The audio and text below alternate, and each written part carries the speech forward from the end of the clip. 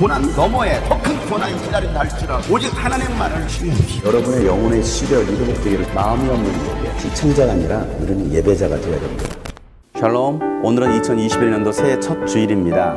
이 첫 주일에 하나님께서 여러분에게 주시는 위로와 평강이 가득하기를 주 이름으로 축복합니다. 어떤 상황 속에서도 우리는 하나님 앞에서의 예배자가 되어야 됩니다. 하나님께서 기뻐 받으실 만한 신령과 진정으로 드려진 예배가 우리의 삶에 가득하기를 소망합니다. 함께 나눌 말씀은 누가복음 1장 57절부터입니다. 엘리사벳은 해산할 달이 차서 아들을 낳았다. 이웃 사람들과 친척들은 주님께서 큰 자비를 그에게 베푸셨다는 말을 듣고서 그와 함께 기뻐하였다. 아이가 태어난 지 8일째 되는 날에 그들은 아기에게 할례를 행하러 와서 그의 아버지 이름을 따서 그를 사가랴라 하고자 하였다. 그러나 아기 어머니가 말하였다. 안 됩니다. 요한이라고 해야 합니다. 사람들이 말하였다. 당신의 친척 가운데는 아무도 이런 이름을 가진 사람이 없습니다. 그들은 그 아버지에게 아기의 이름을 무엇으로 하려는지 손짓으로 물어보았다. 그가 서판을 달라 하여 그의 이름은 요한이다 하고 쓰니 모두들 이상히 여겼다. 그런데 그의 입이 곧 열리고 혀가 풀려서 말을 하며 하나님을 찬양하였다. 이웃 사람들은 모두 두려워하였다. 이 모든 이야기는 유대 온 산골에 두루 퍼졌다. 이 말을 들은 사람들은 모두 이 사실을 그들의 마음에 두고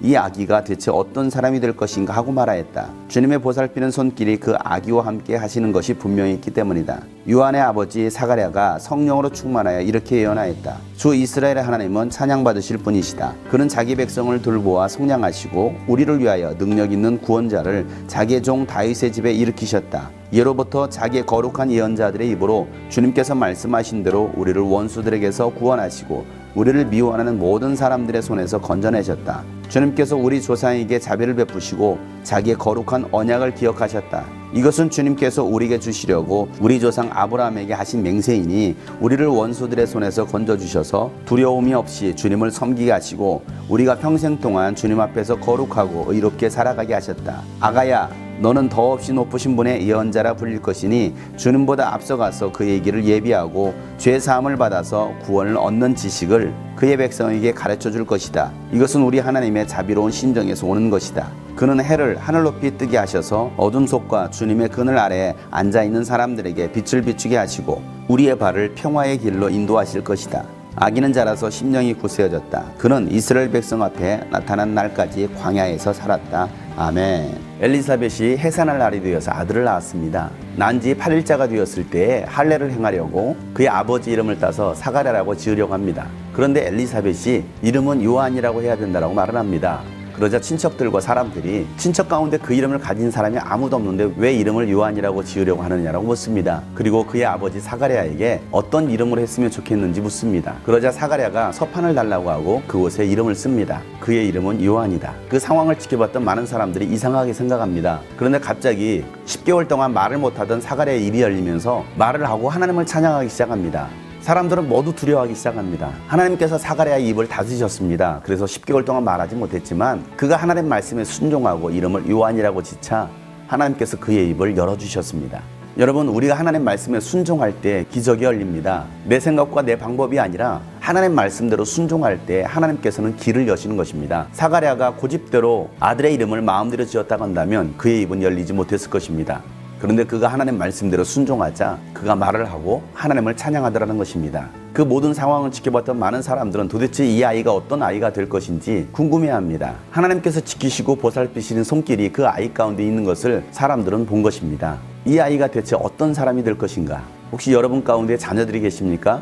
여러분의 자녀가 어떤 사람이 되길 바라십니까? 아니, 여러분은 어떤 사람이 되길 바라십니까? 올 한 해 2021년도 나는 과연 어떤 사람이 되겠습니까? 사람마다 하나님께서 주신 사명이 다릅니다. 그 사명대로 살아갈 때 그 사람은 잘 산 인생이 되는 것입니다. 여러분의 사명 무엇입니까? 무엇을 위해 여러분 살아가고 계십니까? 무엇을 위해 오늘 하루도 살고 계십니까? 사가랴가 성령이 충만하여서 예언하기 시작합니다. 하나님께서 자기 백성들을 돌봐주시고 그들을 구원하기 위해서 능력 있는 구원자를 다윗의 집안에 일으키셨다라고 말을 합니다. 우리들을 원수들의 손에서 구원해 주시고 하나님께서 직접 맺으셨던 언약을 기억하셔서 우리에게 구원자를 보내주셨다라고 말을 합니다. 바로 나실 예수 그리스도에 관한 예언을 사가랴가 하고 있습니다. 그리고 그 예수님께서 오시기 전에 주님 오실 길을 예비할 예언자를 보내주셨는데 그가 바로 요한이라고 말을 하고 있습니다.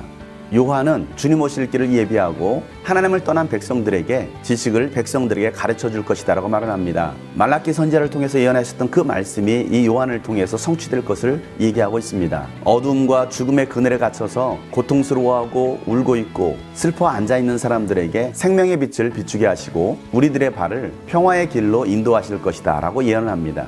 이것이 요한에게 주어진 사명이었습니다.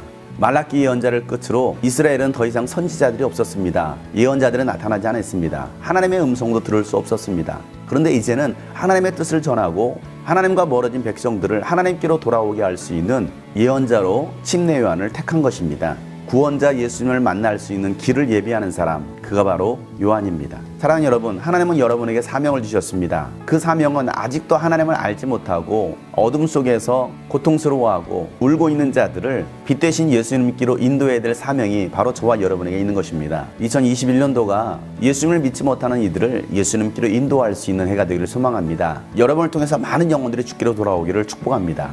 그 사명을 주님께서 여러분에게 주셨습니다. 여러분은 주님의 사명자입니다.